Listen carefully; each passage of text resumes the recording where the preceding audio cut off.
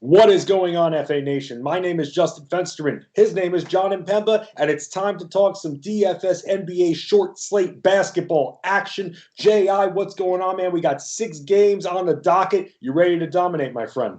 I'm very ready to dominate. And Fancy, as always, injury news coming. Happy again that we got some of this news earlier than maybe I would have expected. Most notably, I know you got a whole list of them there, but I think it's worth mentioning Ben Simmons off the top here, out for tonight.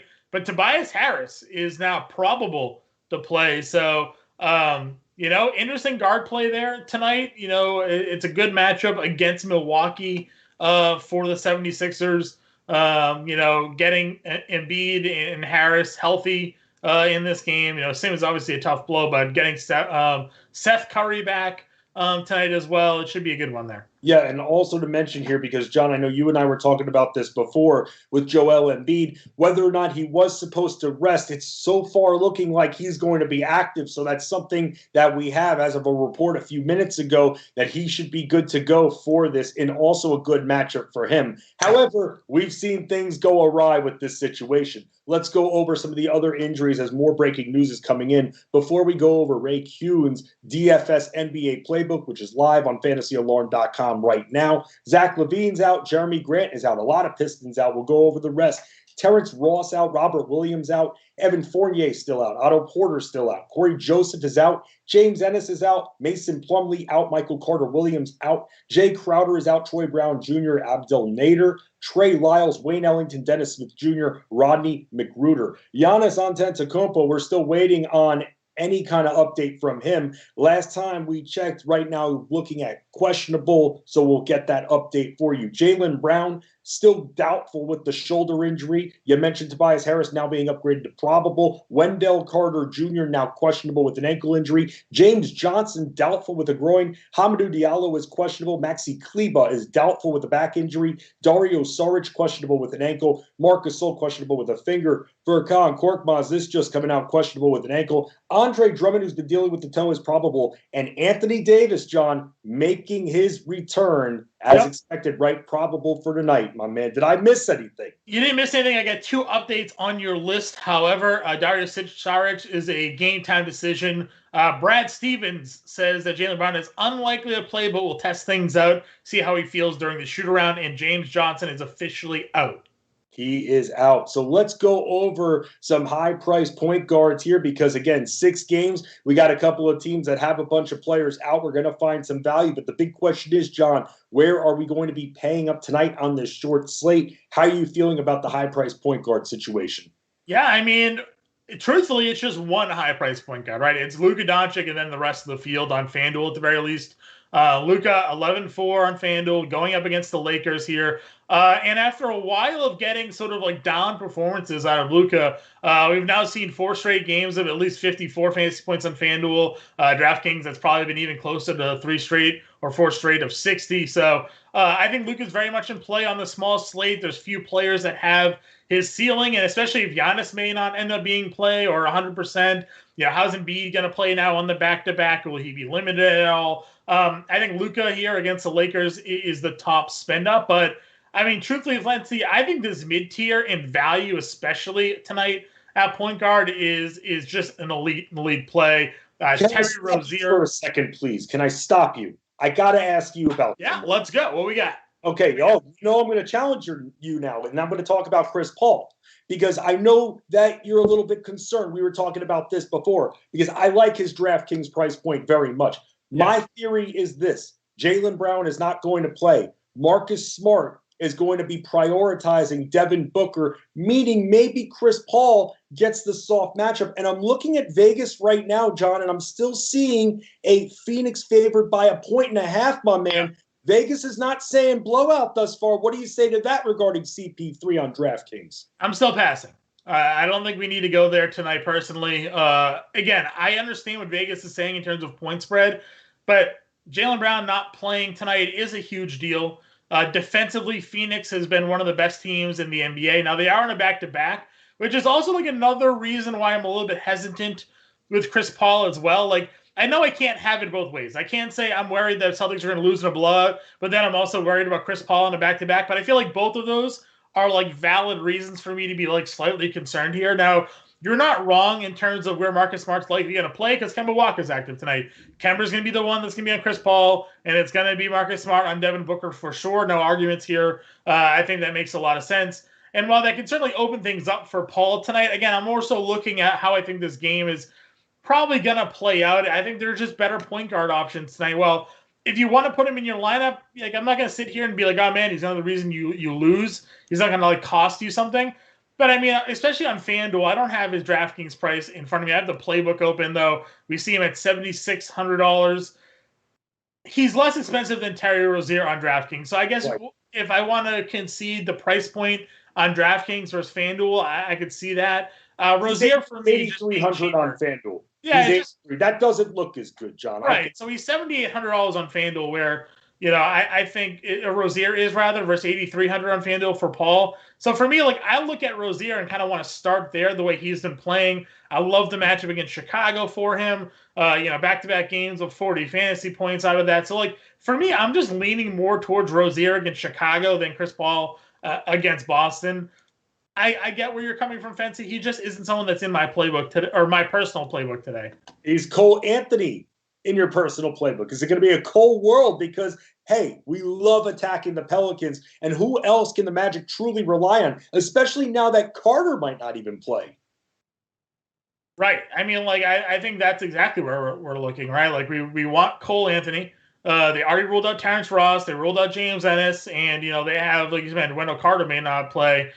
He's already performing at a high level as the go-to scorer. We like going against Pelicans, like you mentioned. I think he is sort of a core mid-tier play for me. And then somebody that's not even in the playbook, so I'll just shout him out now. Killian Hayes. Killian Hayes tonight with Corey Joseph out is just like your obvious spend-down option tonight. He is $4,400 on FanDuel. The last two times that we saw Corey Joseph sit, we got 40 fantasy points out of Hayes against the Thunder. We got 27 fantasy points out of Hayes against Cleveland. So, like, they're kind of going on this every other day thing here with Hayes and Joseph. So, give me some Killian Hayes at 44 and whatever his DraftKings price is. And for those that haven't seen Killian Hayes, amazing at running the floor. Great agility, great court IQ, excellent at reading the court. But here's the thing. I mean, he's got to develop a little bit. He lost a lot of time with that hip injury this year. So now seeing him back in, they're going to give him some reps. They don't care about some of their other vets. They're giving this guy reps. He was a top 10 pick for a reason. So I'm right there with you, J.I. Let's move on to shooting guards here because, again, 6-game slate. Who are we prioritizing? You mentioned Rozier. How do you feel about his counterpart, Mr. Devontae Graham, tonight in Charlotte? Yeah, Graham's fine. Again, like he came back, he played the minutes. He's a very sort of up and down scorer, so I think that's where some of my like hesitation lies a bit with him at times. But it's a good matchup against Chicago, like we mentioned, so I'm fine with that. I think Josh Jackson's someone that I'm really taking a hard look at. Again, he's another one of those players where you look at the games in which Grant and Plumlee and Corey Joseph have sat out, and we've gotten 42 and 32 fantasy points out of Josh Jackson. He's already playing a bunch of minutes, at least 27 minutes in 4 straight games. So a high offensive player like Josh Jackson, I think, thrives in these environments when he's sort of featured. So for me, Josh Jackson against San Antonio, and then my guy Jalen Brunson. I talk a lot about Jalen Brunson, talked about him on the podcast. You yelled at me earlier today because I didn't know that you were president of the Jalen Brunson fan club. I'm the president of the Jalen Brunson fan club. I've been touting him now for who knows how long. And for like good reasons. Like there's only been over the last like 10 or 15 games, like 1 or 2 games where he scored less than 20 fantasy points. Right? So like at 5,200 at 5x, we need 25 fantasy points. He's given us 25 fantasy points in 4 of the last 5 games. And in those 4 of the 5 games, he played at least 27 minutes. The one where he didn't was against your Knicks. He only played 16 for one reason or another. So you're telling me that even when everybody is healthy, that Jalen Brunson's playing almost 30 minutes a night. Now we sort of have this like potential theory that Kristaps Porzingis, maybe he rests. There's no indication that's going to happen, but it is a back-to-back. It wouldn't be the first time Zinger's rested on back-to-backs here. Jalen Brunson, 5,200 for me tonight, going up against the matchup that he has against Lakers. I'm a big fan of that. Let's talk about the Spurs, man, because maybe some people don't know we get new audiences all the time here. So let me ask you about the Spurs. Sure. Where are you at with the Spurs? It's a short slate. Is this just a team that you're just staying away from tonight as a whole? So like they've been a little bit better lately with back-to-backs. Pop has at least been giving some of their core guys the minutes, really regardless. I like Derek White, I think, tonight more than DeJounte Murray if I'm picking one just because he's cheaper.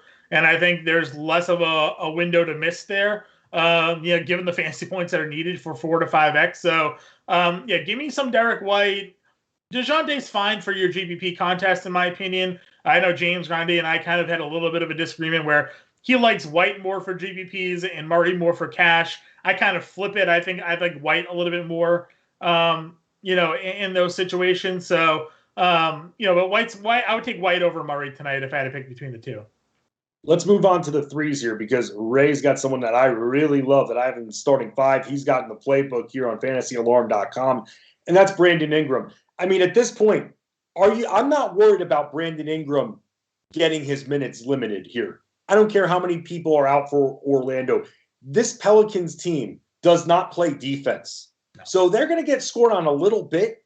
And regardless, with what Ingram has done, he's been scoring, 27 plus in 4 of his last 5 of his last 6 alone, and that's scoring. He does enough in other categories. And being that this is a short slate and we're kind of keeping San Antonio limited here, I feel like Brandon Ingram is one of the safer plays of the night. Yes, I agree with you that he's very safe. The production has been there, 20-plus points, 4 or 5 rebounds, 4 or 5 assists. Now, I'm a bigger fan of Ingram when, Lonzo Ball's out. You saw the 3 games when Ball was out. We got assist numbers of 8, 7, 7 out of him. So he really sort of took over sort of that point guard role with Lonzo being out. With Lonzo back, the assist totals have dipped to 5, 4, and 5. Again, it's not a huge dip, but that's a difference of 3, 4 points. And that's a big difference between getting to 5x or 4.5. So on a smaller slate, I'm okay with Ingram at 8,400. I do think Chris Middleton is an interesting play tonight with no Ben Simmons. Simmons is a really good defender. Who would have Simmons guarded in those scenarios? Would have been Middleton, would have been Giannis. Well, without Simmons there, they really are lacking their best, I think, defender, in my opinion. Not in my opinion, he's Defensive Player of the Year. He's one of the best defenders in the league. So Middleton's been really strong lately, and he's a little bit cheaper than Ingram on FanDuel. And then Saddiq Bey, Fancy, if we're looking in that mid-tier, right, we're all in on these Pistons players tonight. Another player, you look at the last 2 games in which Grant has sat out and Plumlee and that whole crew, 38 fantasy points, 34 fantasy points, including 39 minutes. Played there against the Thunder.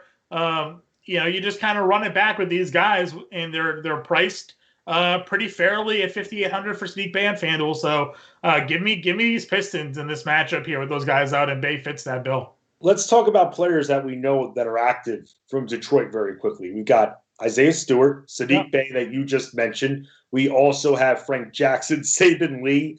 I mean, dude, this team can barely field a team at this point. Well, they're fielding a team of young players, right? They're just sitting Plumlee, Joseph, and Grant. And I guess Ellington and Magruder, but those guys weren't. Ellington was, Magruder wasn't so much in their rotation. Is Dimboya active tonight? Do we know? Yeah, he is active. So Dimboya's probably going to start. Right. Dimboya's probably going to start tonight, which is kind of interesting. Mid-South value right there. Yeah, so I won't play Dimboya, but the last time he was active when these guys started. He played a lot of minutes, and I think he was actually somewhat serviceable. If I have that sort of remembered correctly, let's see. Yeah, 26 minutes against Portland, 22 minutes against Portland. He had 26 fantasy points in that game. So, it's not a spot I'm going to, but he has been priced. But when those guys are out, like I said, it's just a young team. It's Killian Hayes. It's Frank Jackson, who's young despite being in the league for a little while. And Frank Jackson's scoring the basketball really well right now. It's Josh Jackson. It's Saddiq Bey. It's Isaiah Stewart. It's Tyler Cook. So while those guys aren't household names, their price tags are so cheap because they're not their usual starters or getting as much run as they are. So they're just tremendous values tonight. So yeah, give me some Saddiq Bey here against San Antonio at the small forward position. I feel like we got to attack Chicago somewhat. How do you feel about Miles Bridges and let's just say PJ Washington while we're talking about the situation? Yeah, I like them all. I would like to see Washington enter the starting lineup. I think I don't know if we have it yet, but I feel like he should start. He didn't start the other day. He came off the bench, but started the second half. And I think this is a better spot for them to continue, like have Washington start. Bridges has been phenomenal since moving into that starting lineup. 4 straight games of at least 30 fantasy points, including one where he went for over 50 fantasy points. And Jalen McDaniels is the other one. If you want to even talk about a little value there, I think that whole front court tonight for Charlotte's in play. And while Chicago has definitely, I want to say, improved their front court presence with Vucevic and Tice there compared to what they had previously, I still think it's a front court that we can go at. Let's move on to power forwards here because we just mentioned PJ Washington. If you're looking at value, sub 6K on DraftKings, that's incredible. And also, especially more intriguing becomes Chuma Okeke with Wendell Carter Jr. now questionable with an ankle injury. So if we're going to spend up, John, is it Tatum despite the fact that they're playing Phoenix, which is a daunting defense? Right. I don't know. I mean, so here's the thing is that they don't have Jay Crowder tonight, who would have been their starting power forward. If they're starting Cam Johnson, I guess then they probably put Mikal Bridges on Tatum. I would have to assume as the better defensive matchup, especially since they don't have Jaylen Brown to worry about. So, yeah, Bridges is a really good defender. Does it worry me? Maybe slightly. I mean, we saw him go for 50 against Portland, and they have, Robert Covington and Derek Jones. Those guys weren't really the deal with Tatum. So, Tatum's kind of at an elite level where sometimes good defenders aren't always a reason to avoid him. But I am just, especially on FanDuel, Zion's only $300 more. Right. Zion for me is where I'm going if I'm avoiding Giannis tonight. Zion at 98 against Orlando. That's the smash spot. That's the top play for me. Yeah, I mean, it should be very easy for him to get in the lead. It's even easier if Wendell Carter Jr. was in. He plays zero. He was basically a rookie. I know he was drafted last year, but experience-wise, very, very green. And then Mo Bamba would be the starting center tonight. Right. Yeah, Zion should have zero issue there. Right. Same with Isaiah Stewart, by the way, who's at sub 6K on both FanDuel and DraftKings. Yeah. I think this is a play that you lock and load. What about you? Oh, yeah. So Stewart's a center on DraftKings, a power forward on FanDuel. So power forward, $5,500. Isaiah Stewart's he probably could have been the cover of the playbook. He'll probably be the cover of the core plays. There's just no miss with him lately. And I'm not talking about yesterday where they clearly limited him knowing he was a back-to-back. But you look at the games prior, the 2 games against Cleveland and OKC were when Plumlee sat and Grant sat, 53 and 49 fantasy points in those 2 games playing 31 minutes. So, yeah, Stewart, 5,500 here, I think is just an absolute awesome play. And if Giannis sits, Bobby Portis at 5,200 is another just must go to. That's too easy if he sits. So we'll have to wait for news on that. Currently questionable right now. We've not seen any other update. Let's move on to centers because we haven't seen any other update regarding Joel Embiid. Apparently, he was supposed to potentially rest last night. Did not. Almost had maybe the best buzzer beater, by the way, in NBA history. That full court heave nearly went in. So going into tonight's game against Milwaukee, it should be pretty easy for him. But I just got to say, man, Nikola Vucevic's FanDuel price, how do you not go after that? It's Charlotte he's facing. Yeah, Vooch at 88, I think, is a really elite spot here. Give him a pass for the blowout loss the other night. I'm with you. Especially if I'm looking to spend up for Luka and there's a lot of other value that we're looking at. Vooch for 88 is just going to fit into a lot of builds. I still love Embiid. I mean, Brook Lopez and Giannis are the guys that are going to be down there on the post with him. I know Giannis is great and all, but I mean, Embiid has shown up in these matchups before. He talked about how it's his job to sort of carry the Sixers through this stretch where guys are injured and ill, and he was supposed to rest, but he's determined to play. Getting Tobias Harris tonight will be helpful for them for sure. Take a little bit of the front court burden off of him, but I'm still thinking we're going to get 30 and 10 at min out of Joel tonight. So if you have the value to double spend up, you can go there. Vucevic at 88, I think, is obviously, we just mentioned, a really great play. If Wendell Carter sits, Mo Bamba is $5,000, I think, right. Value-wise. That's where I would end up going. And Tristan Thompson's at 41. No Robert Williams. We can go at DeAndre Ayton. He played 31 minutes the other night. Is he overly exciting? No, but he gave you 29 fantasy points against the Lakers the other day. He can do a little bit of everything for you. So, and at 4K. The Celtics can't size up. I put him in the starting five for this reason alone. The Celtics can't size up against him. It's impossible. They don't have anyone to do so. Right. So I think it works there. Yep. By the way, 3 double-doubles for him, Ayton, in his last 5 games. They're, Thompson's going to try to do what he can do, but Ayton's a really good price tonight. Yeah, so it's very nice there. You got a nice, expensive guys, even Vucevic, so 8,800 right there. That is a very appealing price point, and a very appealing man is my co-host here on this live stream. You can give Jon Impemba a follow on Twitter at jimpemba777. Give me a follow at Fenstein Sports. We got some injuries that are still in purgatory, so get in the chat, get those lineups set. Let's always dominate together, even on short slates. Let's win.